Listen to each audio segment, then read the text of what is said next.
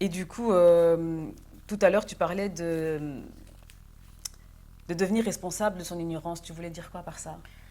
Parce qu'à un moment, toi aussi, tu pactises inconsciemment. Ok, Tu donnes ton accord qui s'installe, évolue de manière progressive. ok. Au départ, parce que tu es dépendant, tu es un enfant, tu es dépendant de ton environnement. Je t'ai fait, c'est pour ça que je t'ai dit que tu peux pas enlever les peaux de banane. Ok. Parce qu'en fait, dans l'enfant, en fait, on peut en faire ce qu'on veut. Oui, Et on il peut doit lui subir. déposer ce qu'on Voilà, veut, oui, je vois. tu vois. Et Et il ne peut pas puis, les enlever, en voilà. fait. Et Hmm. puis, en fait, tu prends ta position envers la plupart, tu vois. Euh, Par exemple, moi, tu te souviens, quand je comprends que mon frère a également été victime d'abus par les aînés de mon père, Hmm. je lui manifeste une empathie, Ok. alors que, alors que ça reste un bourreau en soi, tu vois, Mhm. qui plus est, qui justifie ses actes par le mal qu'il a lui-même subi. Lui, il justifie ses actes par le mal qu'il a lui-même C'est subi. son excuse. Donc, Hmm. en fait, il légitime, donne une normalité sans que, en soi, je me rappelle qu'il ait manifesté une seule once de remords. Et j'ai en soi sublimé le mal avec lui. Ok. Et En comprenant sa situation. mhm. Pardon. En comprenant sa situation, tu as Exactement. sublimé le mal avec lui. Ok. Mhm. Et tu sais que j'avais été jusqu'à suggérer à ma sœur de lui pardonner parce qu'il était lui-même une victime, Ok. tu vois. Ouais. Mais la manière dont les événements se sont produits, est-ce qu'elle elle-même n'était pas passée de victime à... Voilà, parce que comme j'ai dit ce jour-là, elle sait que j'étais réveillée, tu vois. Et Hmm. je me suis jamais posé la question Hmm. et j'ai donné tout un sens à ce qui relevait en soi de mon unique interprétation. Oui. Et tu vois comment je me suis rendue responsable Selon ton ressenti, mais pas selon le sien. À ta sœur. à ta sœur, mais et même la situation de mon frère. Tu as vu la position que j'ai prise, Oui, oui, oui, oui, oui, oui, oui. tu vois. Oui, oui, oui, effectivement. Oui, Oui, effectivement, par rapport à ton frère aussi. oui. C'est Hmm. comme Fabrice. Après son voyage, il se rend en lien avec toute sa famille, même sa belle-tante qui lui faisait, enfin, qui lui faisait subir un peu des injustices Mhm. et qui n'était pas toujours correcte. Et à un moment, en fait, notre aîné, en fait, il va carrément grandir là-bas avec elle et ses enfants, Ah, tu votre vois. fils aîné, hein, Ouais. oui, oui, oui. Enfin, il y allait presque tous les week-ends. Ok. Franchement, elle a beaucoup contribué. Enfin, enfants, ils m'ont beaucoup aidé, tu vois. Malgré qu'elle C'est était plus avec son oui, oncle, oui, hein. oui, elle a Hmm. beaucoup aidé. Ils ont beaucoup aidé par rapport à l'enfant, ses filles et Mhm. tout ça et tout, malgré qu'ils étaient séparés, tu vois.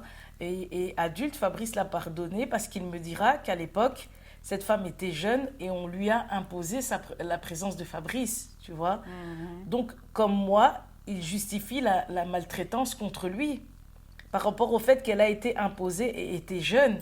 Mais Hmm. c'est comme ça que j'occulte le moment où je vois l'acte, en fait. Le justifiant, parce que lui-même a été victime. Mais rien de toutes nos logiques soigne nos traumas, C'est à ça, Fabrice et à moi. c'est ça. En fait, on est dans une charité mal ordonnée, Effectivement. tu vois. Oui, je vois. Tu vois comment on se rend responsable par notre ignorance. Et en soi, Mhm. je laisse vivre ma sœur quasi partout où je vivais avec Fabrice, au détriment de ma vie de couple. Et après famille.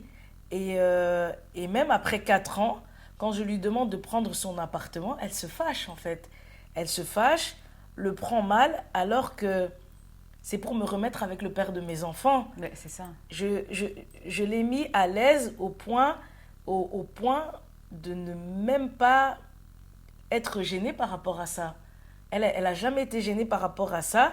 Moi, je me dis que par rapport à ça, c'était plus qu'un voile que j'avais devant les yeux. Hmm. Et j'ai eu un moment, tu sais que j'ai eu un moment, un remords où je me suis dit que c'était 4 ans où je suis restée avec ma soeur, ou Mhm. c'était 4 ans où j'aurais pu encore vivre avec lui, Oui, c'est vrai.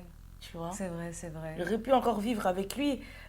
Tu vois la responsabilité de mon ignorance, Hmm. euh, où j'aurais pu vivre avec lui, où mes enfants auraient pu...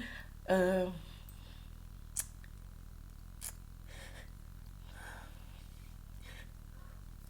mes enfants auraient pu aussi c'est 4 ans de souvenirs que mes enfants auraient pu aussi avoir avec leur père, tu vois. Tout à fait. Et voilà, au lieu d'être avec elle, tu vois, donc c'est une responsabilité que tu portes.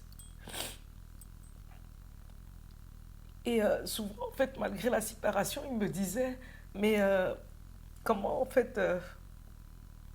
Oh, je suis désolée. Non, c'est dur, c'est normal.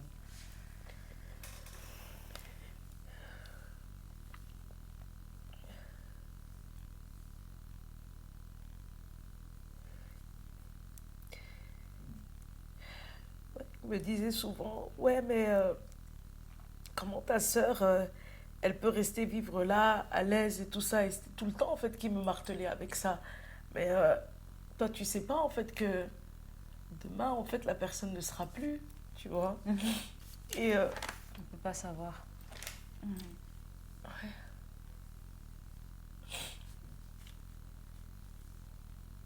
Et c'est vrai que ta sœur se fâche, mais en fait, c'est logique qu'un couple puisse habiter juste ensemble, à deux, avec les enfants.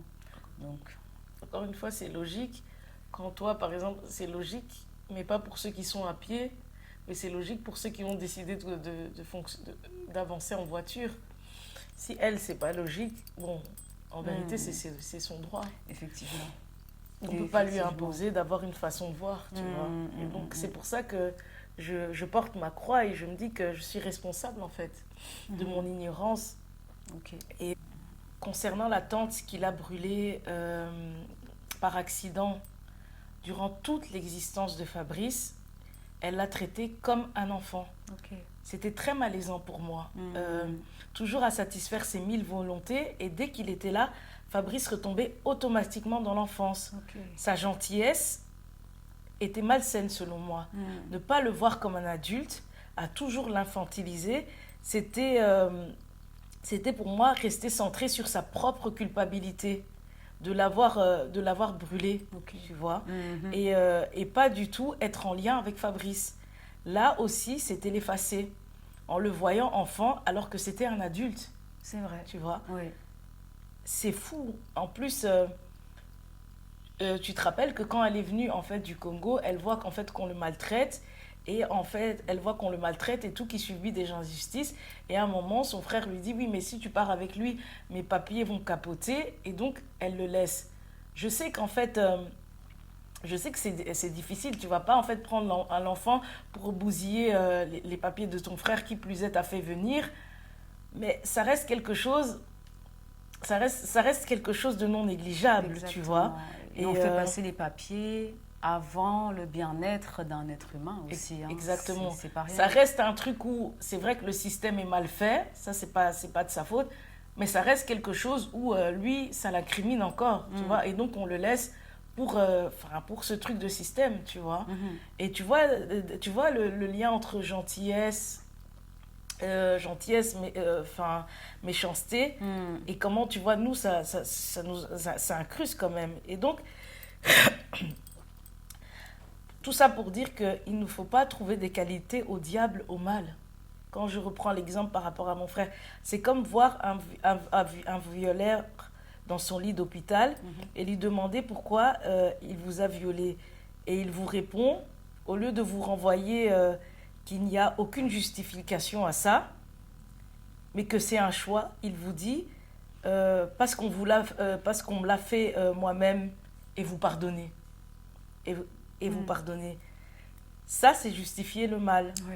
Se rendre complice, c'est pactiser. Parce que le but du pardon, c'est quoi? C'est quoi? On dit le pardon. Qu'est-ce qu'on dit du pardon? Le pardon On dit libère. le pardon est une puissance qui libère. Ok. Mais, et non, nous, on a utilisé le pardon pour nous sceller. Ouais. Nous avons scellé nos vies avec nos proches par rapport à ça. Tu vois? Et ma sœur m'a toujours aidée dans ce qui la valorisait et qui la maintenait aussi qui me maintenait aussi dans une dimension d'enfant, tu vois. Je vais te donner un exemple bête, hein, une situation bête. Un jour, en fait, on est devant un de ses amis qui parlait en fait qui expliquait une chose, une situation à connotation sexuelle. Et comme la tante qui traitait Fabrice comme un enfant devant moi, qui traitait Fabrice comme un enfant devant moi, à un moment, il parle avec des discours à connotation sexuelle. Elle lui dit, arrête de parler comme ça devant ma petite sœur, alors que j'ai 3 enfants. Tu vois, alors que j'ai 3 enfants et tout, tu vois, c'est un peu comme la tante tu vois, qui traite comme un enfant. Et un peu comme aussi le frère de 43 ans qui dit qu'on est des enfants. Tu vois, il y a un côté, je sais pas, je sais même plus comment on appelle ça, sous-développement, un blocage dans le développement. Oui. Je comprends Un arrêt dans l'évolution. Oui. Tu vois, et c'est aussi effacer une personne. Et tout ça, tu acceptes, tu vois qu'on te traite comme ça et tu restes, tu vois. C'est ça, devenir responsable de son ignorance, de son malheur. Et en soi, quand tu es dans une position comme ça, tu te prostitues inconsciemment envers ton entourage, hein, qui te définit selon leur bon vouloir, en vérité. Parce qu'en vérité, sa tante, elle a voulu le traiter comme un enfant. Ma soeur qui me traite comme ça. Il y a l'autre tante qui vient, qui décide, je veux vous séparer et tout ça. Enfin, les amis aussi. Enfin, c'est aussi lié à notre... c'est ça, en fait, que j'appelle de la prostitution inconsciente. Et les gens viennent facilement s'asseoir sur toi, t'assiéger, et tu te fais ténèbres. Et ceux qui s'assoient, ben, je pense qu'il y en a beaucoup qui peuvent voir. Oui, ok. Et donc, du coup, en acceptant l'inacceptable, quelque part, on devient responsable de son ignorance. Exactement. Aussi. Voilà. Ok. Et alors, tu penses que vos deux familles sont capables de voir et d'avoir pactisé aussi? Moi, hein, sans mâcher mes mots, j'en suis certaine. Leur implication n'est pas du tout normale. Ok. Tu vois. Et la sorcellerie, le spirituel existe. Et la peur de ça, c'est se maintenir au niveau de l'enfance, en fait. La sorcellerie a de la puissance quand, justement, on se laisse définir par une position d'enfant, tu vois. Parce que quand ma mère, elle te dit, t'es mon étoile, ce sont leurs enfants. En fait, ce sont des paroles qu'ils proclament comme ça, tu vois. Et quand elle dit, oui, ne parle pas comme ça devant ma soeur, en fait, on te donne une définition de ta personne. Okay. Et quand tu acceptes ça, c'est tout ça. Et parce qu'on était dans cette acceptation-là, ben, tu vois, il perd son travail. Et regarde, en fait, on a perdu, je fais aussi une fausse couche, c'est tout ce qui est en lien, on perd tout ce qui est en lien avec la vie d'un adulte. C'est vrai. Tu vois? Effectivement. Tout ce qui est en lien avec des vies d'adultes. Parce qu'on a accepté de cette prostitution, tu vois, d'accepter de se définir par tout et n'importe qui. Et donc, en fait, c'est ça, en fait, qui donne la puissance à la sorcellerie, tu vois. Et comme tu dis, il proclame. Et quelque part, même dans la Bible, on le dit, hein, tout commença par la parole. Et oui, c'est au travers de la parole que le reste a été fait. Ouais. Au commencement était la parole. La parole était avec Dieu et la parole était Dieu. Tout à fait. Et il a créé le monde par la parole. C'est ça. Et en acceptant cette parole, ben, quelque part, tu acceptes toutes les conséquences. Toutes les conditions. Donc c'est facile, en fait. Derrière. Fausse couche, tout ça, c'est tout ce rapport à la vie d'adulte. Quand il voit sa tante et tout, il retombe dans l'enfance et toutes ces choses-là. Et même, il désire être père tout en étant dans une pose. Il désire être père tout en étant dans un discours. Il veut retourner régulièrement pour voir ses parents. Tu vois? Oui, il retourne dans son Oedipe. Dans son Oedipe. Oui. En même temps, tu veux retourner voir tes parents. Moi, en même temps, je ne veux pas me séparer de ma sœur. Je suis tout le temps tournée vers ma famille. Et on peut pas les en vouloir. Et tous ces drames, en fait, qui s'accumulent, c'est lié, en fait, à la définition qu'on a acceptée, tu vois.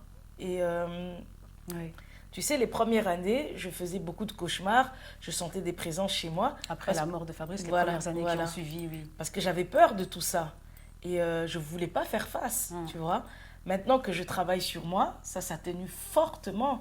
C'est comme c'est comme une de mes patientes schizophrènes qui avait des hallucinations et qui entendait des voix. En fait, cette patiente, je l'ai vue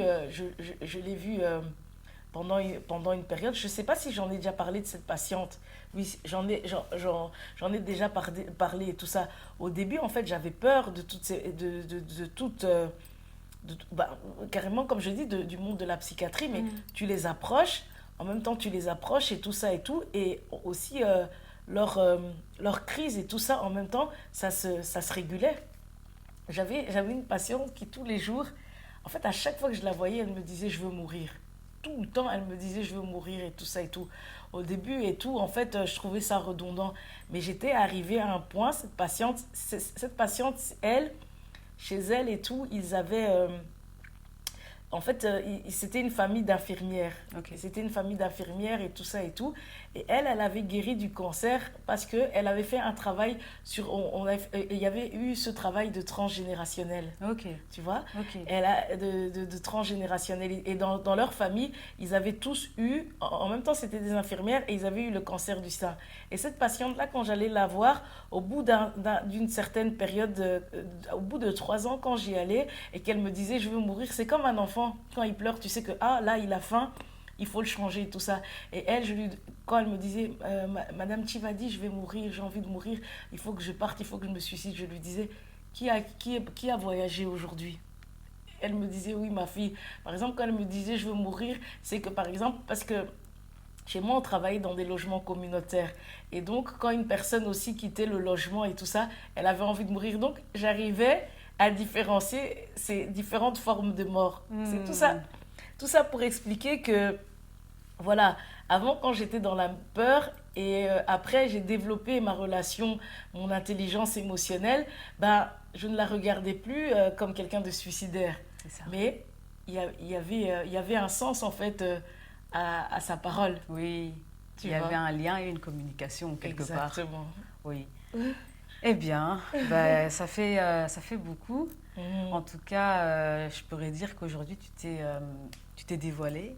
Je dirais même que tu t'es mise à nu, hein, parce que tu as quand même parlé de beaucoup de choses. Et c'est vrai que ce ne sont pas des choses faciles non plus. Beaucoup de prise de conscience, beaucoup de ressentis, d'émotions. Et du coup, je pense qu'on va s'arrêter là déjà. Ça fait déjà beaucoup. Merci beaucoup, merci. Merci à toi.